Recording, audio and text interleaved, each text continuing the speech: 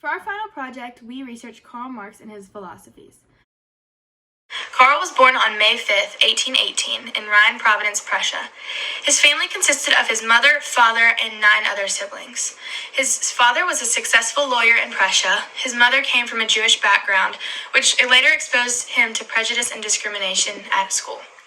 After high school, Karl went to the University of Bonn, but ended up leaving the school and attending the University of Berlin to study law and philosophy. It was there he joined groups led by Hegel's philosophies, eventually run out by the Prussian government. He graduated with a degree in April of 1841.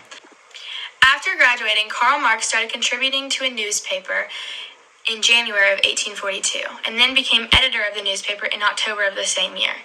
After years of working, Marx married a woman named Jenny von Westphalen, who was 4 years older than him. After a few years of their first marriage, they moved to Paris, where Marx became a revolutionist and communist, which influenced his writings. After the Prussian government had shut down a few of Marx's writings in several different newspapers, he was expelled from France in 1845 and moved to Brussels.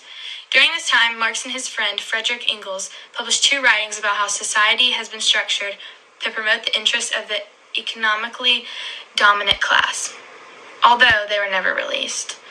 In Brussels, Marx established most of his views on social structures and the economic system. From the years from 1850 to 1864, Karl Marx was in political isolation and could not support his family, leading them to getting evicted from their house, and 2 out of his 4 children died. After this, Karl published his first book called The Contribution to the Critique of Political Economy, and continued his career from there.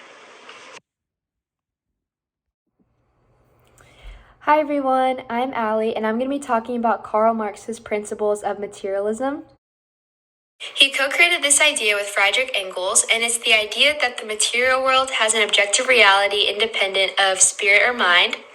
And they didn't deny the existence of mental or spiritual processes. However, they did assert that thoughts could only be the results of products and reflections of material circumstances. Materialism, according to Marx and Engels, is the polar opposite of idealism and includes any philosophy that sees matter as dependent on mind or spirit, or that treats mind or spirit as capable of existing independently of matter. Throughout the history of philosophy, the materialist and idealist viewpoints were incompatible to each other, and there are 2 types of materialism. There's dialectical and historical. Dialectical materialism can be broken down into its components to get a better understanding of it. So dialects describe the scientific method that Marxists use to analyze the world around them, and materialism represents Marxist conceptions of the reality that dialects are intended to analyze. Marxists argue that this scientific view analyzes how humanity and society have developed so that it can be changed. Most importantly, it instills a knowledge of human agency and history, that people are in fact able to change the oppressive society that they live in, and that society cannot possibly stay the same as the material world changes. Dialectical materialism implies that capitalism, like everything else, has a birth, a development, and always comes to an end. When people look at the world through the lens of dialectical materialism, they can see the logical development of beliefs and thoughts, actions and events, and even human history as a whole. The other type of materialism is historical materialism, and this states that all objects, whether living or inanimate, are subject to continuous change and recognizes that history and society develop based on material economic conditions. So the rate of this change is determined by the laws of dialectics, and Marx says that new developments of productive forces of society came in conflict with existing relations of productions. When people become conscious of the state of conflict, they wish to bring it to an end, and this period that Marx called was the period of social revolution. And this revolution brings about resolution of conflict. It means that new forces of production take roots and give rise to new productions or relations of production. Therefore, all development is based on conflicts and interactions in the material world, and it's determined by the laws of dialectics, which Marx says that new developments of productive forces of society came in conflict with existing relations of production.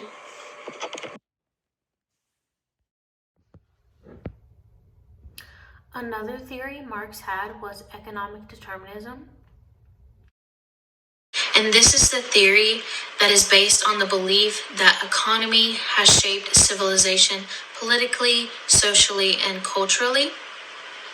Economic factors affect the quality of natural resources, the number of resources that are being produced, and the distribution of wealth. An example of this would be supply and demand, and as the picture shows, supply and demand are on a balance, and that's the whole point of it, is that they're supposed to be balanced. And this also has to do with all social classes, so it's not just for one. Marx emphasizes the material base of society. He divides this into three components. And the first one is the means of production, and this is defined as natural resources that are being produced. And the second component is the forces of production. In other words, this is like the technology and equipment that are available to be able to produce what is needed. And the third and final component is the relationships of production.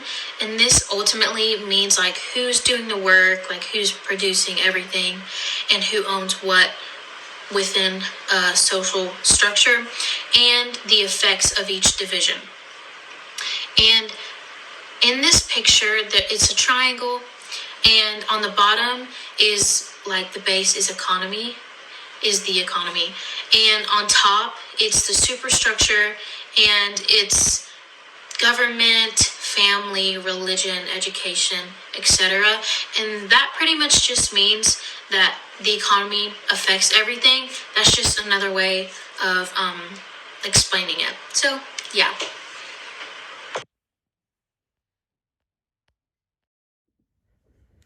The final Marxist philosophical idea that we will be discussing is the idea of alienation.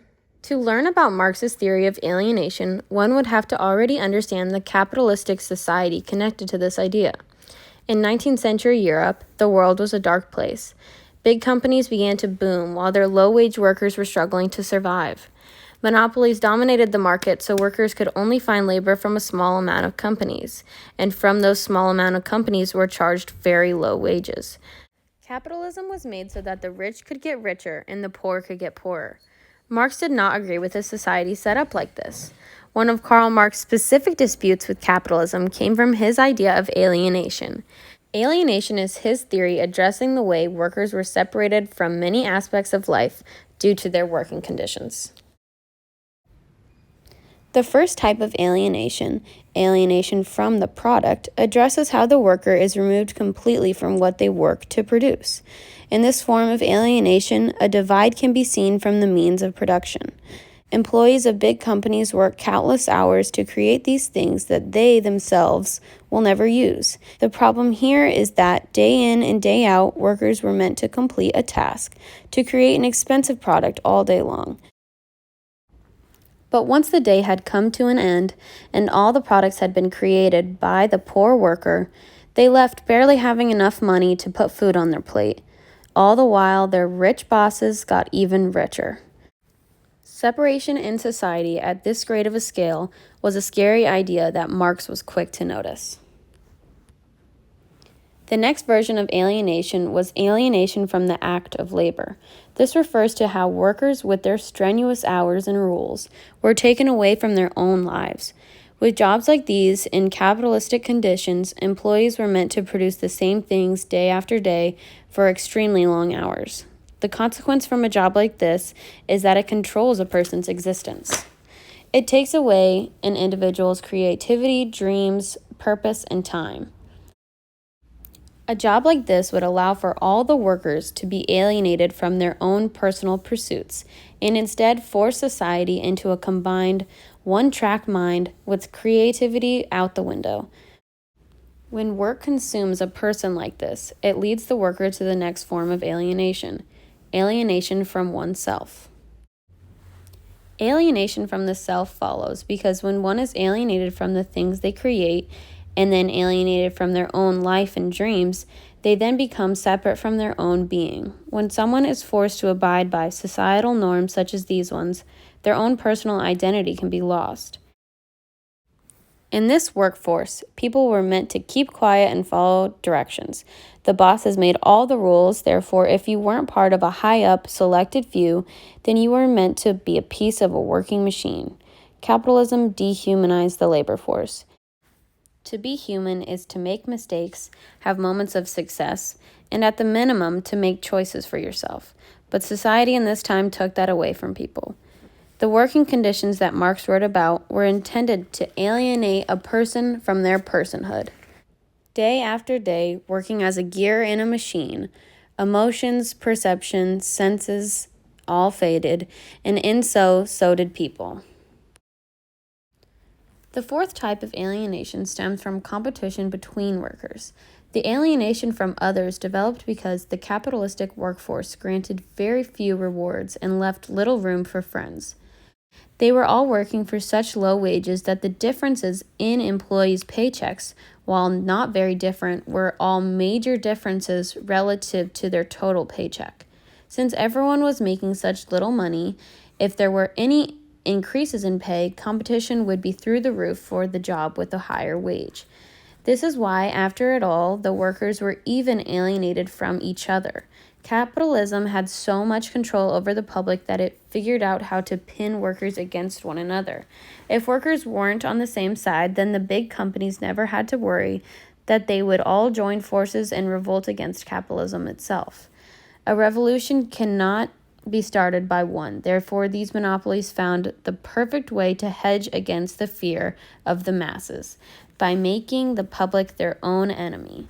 Humans and their selfish nature are what gave capitalism their fourth form of alienation. Karl Marx's theory of alienation shows us just how much capitalism is capable of taking away from people. 19th century Europe and its working conditions were responsible for many people's losses and very few people's wins. Marx's idea on alienation in economic and philosophic manuscripts of 1844 helped to warn generations to follow of the dangers of capitalism.